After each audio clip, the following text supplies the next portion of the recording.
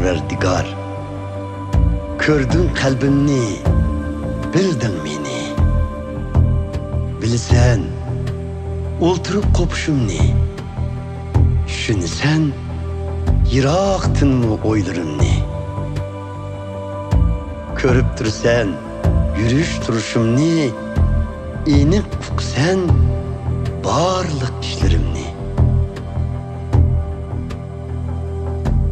Ey Perverdigar, bilsen sözlerimni, hatta ağzımdan çıkarmasta olanı. Bardır sen etrafımda, koydun kolunu dolamğa. Kudretin aklımni lal kılar şunca, aklım yetmez bu sırlarını bilişke.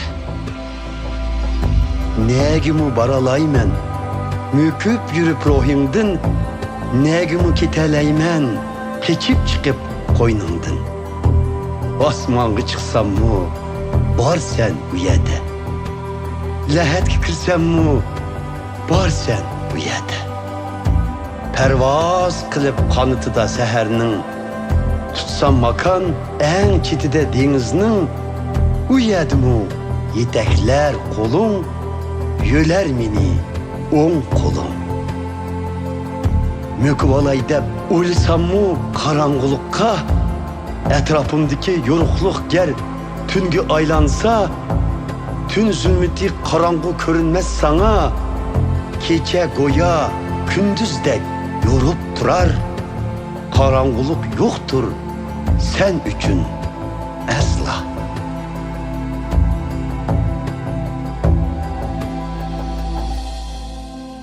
Şundak, sen yarattın içki ezalarımni, apırda kıldın anamның korsukıda meni. Şükür rahmet etmen sana, çünkü kaltız alamet yarattın meni. Şunçik karamet, icadiyetlerin yakşı bilmen kalbimde bunu. Meni pinhan yarattığında, kütülgende anamның korsukuğa, sana yoçun emesti tenim asla. Körgen idin hamile çığımda meni, kelmey turup hayatımның tuncu günü, takdirim defteringge yazılgan idi.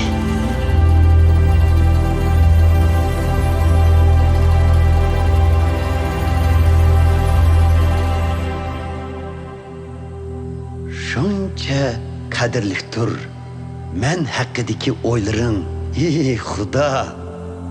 Ulanın hiçbir sani yoktur asla. Sanımak bolsam ulanı, kumdun mu köptür, hatta etgende oyganğınımda men hakkıda oylaysan yanıla.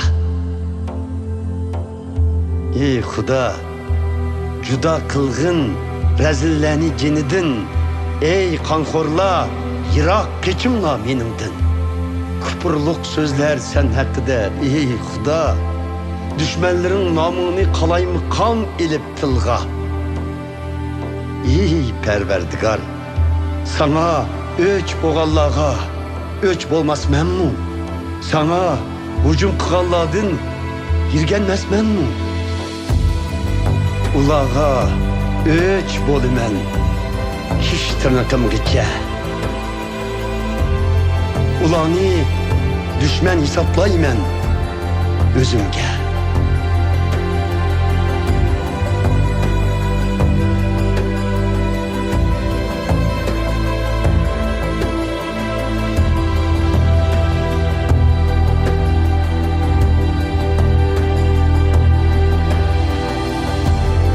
Körgün kalbimni, ey Xuda, bilgin meni. Sınab kör meni, bilgin oy xiyallarımni. Bakın, bir her yamanlık var mı? Yok mende. Mengülük yolunda meni yetekle.